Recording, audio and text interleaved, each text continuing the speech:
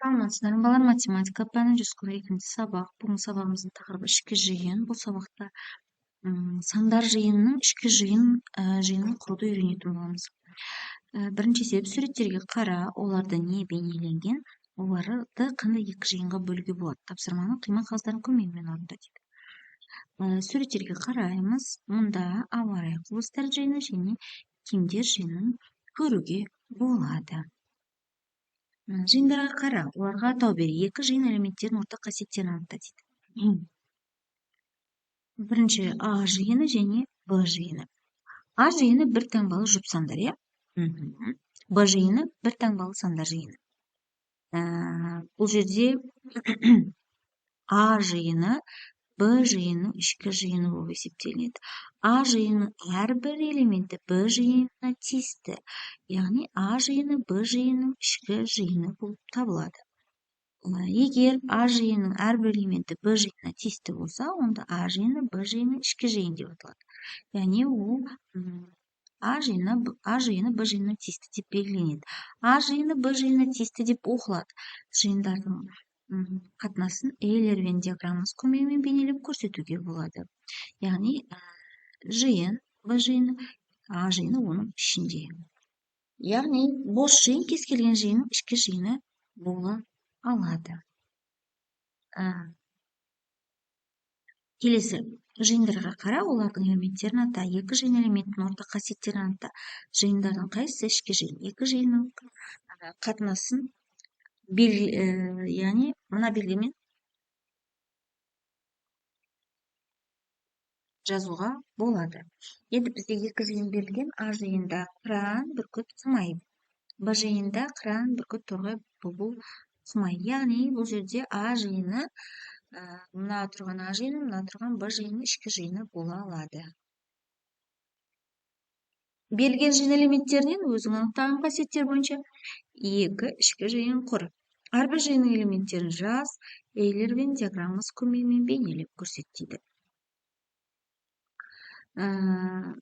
Екі жиын жасаймыз, қараңдар. Б жиыны және А жиыны.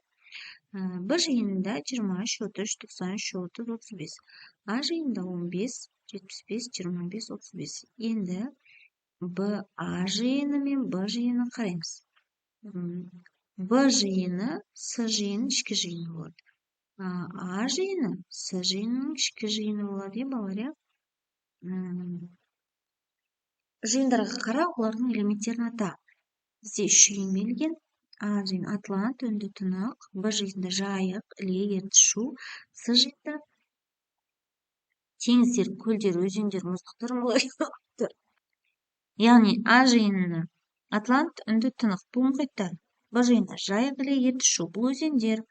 С жиында теңіздер, көлдер, өзендер, мұздықтар, мұхиттар, бұлар су ресурстар. Яғни А жиыны С жиыны ішкі жиыны болады. Дәл солай В жиыны С жиынының ішкі жиыны болады деп астына жазып қоямыз. Келесі А жиынына қатысты сандар, тиісті жасандар 3, 15, 17, 23, 27, 30, 32. Б жиынына тиісті сандар 15, 27, 32. Енді жиындардың қайсысы ішкі жиын болады? Эйлер Вен диаграммасысыз және оған әрбір жиын элементін жаз дейді. Бұл жерде А жиыны, Б жиыны А жиынының ішкі жиыны бола алады.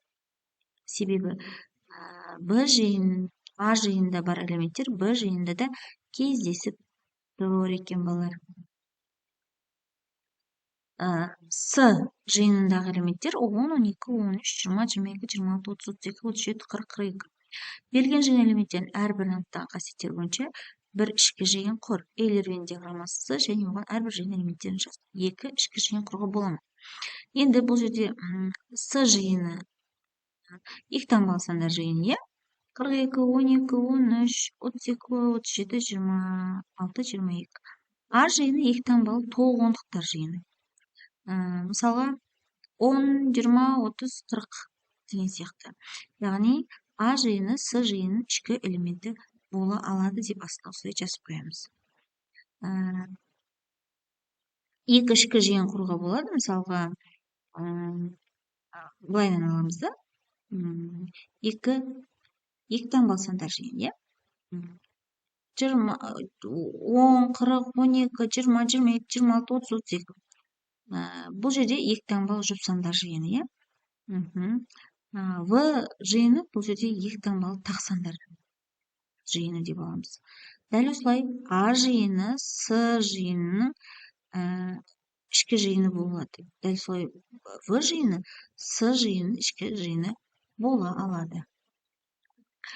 Өзің сандар жиынына мысал ойлап тап, олардың ішкі жиынын құр дейді. Мысалға, А жиыны 1, 15, 3, 17, 2, 5, 6, 4, 7, 8, 9, 36, 18 дейтін болсақ, Б жиыны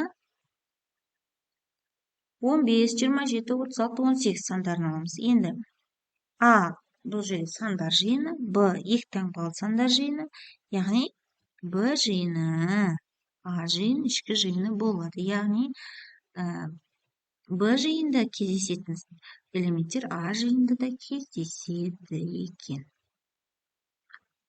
Суретте не бейнеленген түсіндір дейді.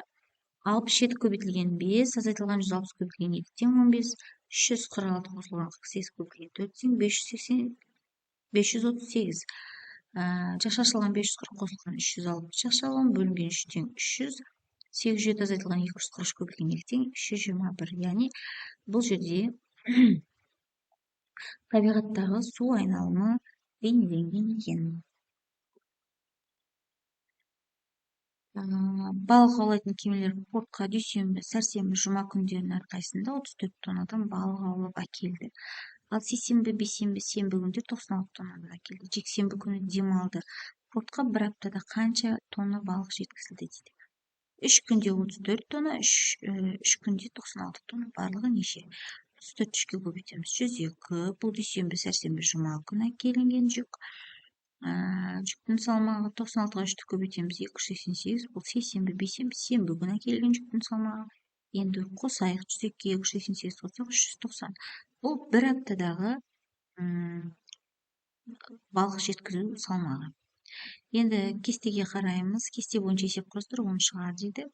Үлкен жәшік 25 килограммнан 100 килограмм, кіші жәшік 15 килограммнан 50 килограмм. Яғни 125-ке бөлеміз. 4 жәшік бұл алма. 15-ті 4-ке көреміз. 60 бұл алмұрт. Яғни кіші жәшіктерге 60 килограмм алмұрт салынған екен. Бір-бірінен тек қана түстер арқылы ажыратылатын 5 кішкентай текше бар. Олар 2 қызыл, 1 ақ, 2 жасыл текше. Оларды салатын 2 А және Б жәшіктері бар. Сондай-ақ Аға 2 текше, ал Б-ға 3 текше сияды. Енді А мен Б жәшіктеріне осы текшелерді әртүрлі тәсілмен орналастыруға болады. Енді қараңдар, А жәшіктеріне 2 қызыл дедік, 2 қызылды, одан кейін 2 жасылды, одан кейін 1 ақ, 1 қызылды, 1 жасыл, 1 қызылды, 1 ақ, 1 жасылды орналастыруға болады. Дәл солай Б жәшігіне 2 жасыл, 1 ақ, 1 ақ, 2 қызыл, 1 қызыл, 2 жасыл, 1 жасыл, 1 қызыл, 1 қызыл, ақ, 2 қызыл, 1 жасылды орналастыруға болады екен. Ал балалар, осымен сабағымыз аяқталды. Алдағы сабақтарымызды жіберіп алмас үшін арнамызға тіркеліп лайк басуды ұмытпаңдар.